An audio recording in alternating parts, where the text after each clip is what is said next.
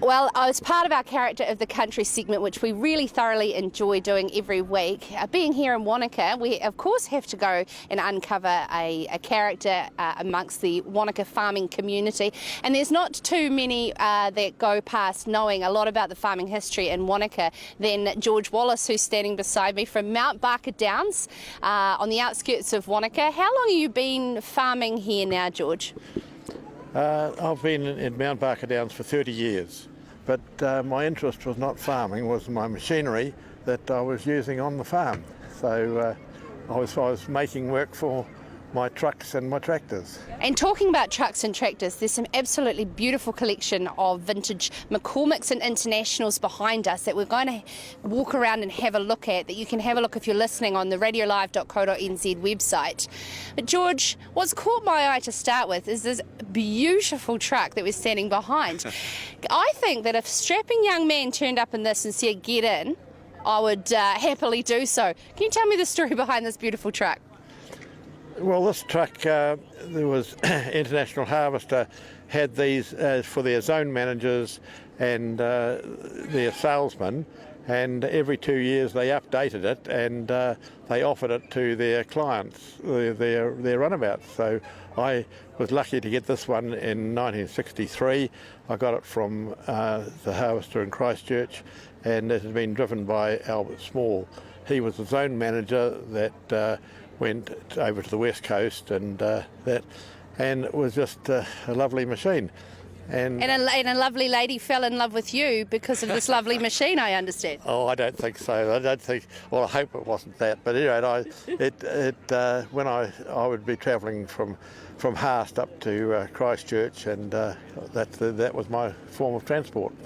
Yes, and so anyway, I did my courting using this truck, and we also had our honeymoon, used it on that too. And if only people would court like that these days as opposed to using apps. Now, George, would you might kindly show me, you've got some special item, machinery here. Would you be able to sort of explain sort of some of your favourites and they've been used around farms here in Wanaka? There's not just a collection, they're actually from around here. Some of them are, and I grew up from a sawmilling family, and my father had McCormick Deerings. He had a 1020 that used to be on winches for loading logs, and we had a 1530 and a 2236 as a rail tractor with the rower lines that brought the logs to the mills. And so that's what I sort of grew up with. Now, George, you knew my grandfather, Charlie Perrier. What would he have driven back in the day? Is a similar age? He would have had these tractors, and I can remember his tractor down at Lowburn. We were harvesting maize, and we couldn't get our trucks up from the riverbed back up into the road, and he brought his TD35 McCormick Deering. He got that going and pulled us up. Now that was really amazing. I thought that was just great, and that was Charlie Perrier. And so the McCormick Deerings we have here are sort of circa end of the 1920s, and it's amazing that we can actually see some of the signage is still there. George, you've looked after them well. Well, the area has looked after them. That tractor, that 1530, I found that, and it had been under trees at Ophir that had been there for 20 years. And all I had to do was check the oil and water and put fuel in it, and it went. And I've left it as that. I haven't restored it back to original, but that's originally how we found it. It's all complete and rust-free. At Southern Field Days, we saw the world's biggest combine harvester, 700 horsepower.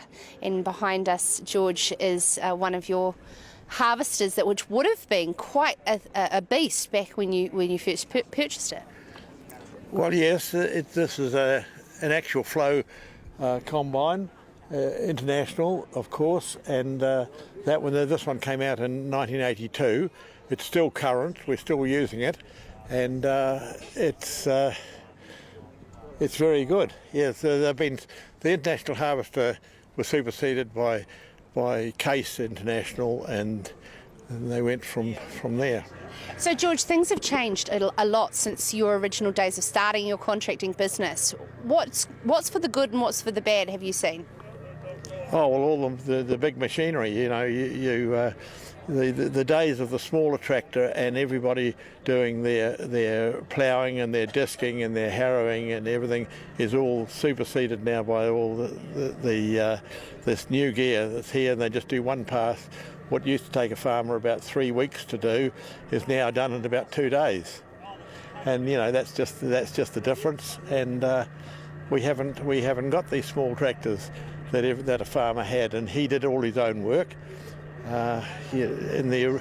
Originally, when farming was going from horses to tractors, the tractor companies had to convince the farmer to get a tractor and grow up from that. Well, when you see what a one-horse farm had and what the tractor that he replaced that one horse with, and when you see today these horses, and you just said 700 horsepower for a combine harvester, well, that's incredible. George, this is very rewarding, the site here at the Wanaka AMP show for you in your collaboration with Alan Dippy. And so what's the future for your collection? Well, my collection is going to be housed in his museum, and which will eventually be open to the public. And when I collected, I only just collected one brand, and I rationalised my collection to 1940. I only had 3 tractors that were older than 1940, and I did that. And he is collecting everything, and which is very good. All different makes, and I believe he has well over 100 tractors, vintage tractors. And it would be lovely to see the collection side by side. Alan Dippy responsible for the development of a lot of Wanaka's township, as well as a lot of these around the farms. It is just wonderful, and this is a wonderful area to keep this vintage machinery, because we don't have rust. We're a very dry climate, and things don't deteriorate. Yeah. It's been an absolute pleasure, George Wallis, our character of the Country and Rural Exchange. I absolutely loved it. Richard Lowe has just recently sold his McCormick. Has he? Yes. What do you think about that? He's traded in for a New Holland. He's upgraded. To a police tractor. Have you seen the police tractor? I've seen the police tractor. He's got that on his farm at home. Oh, yes. Well, that's not a red one. There you go, Mr. Lowe. Heard it from the man himself. Radio Live Rural Exchange.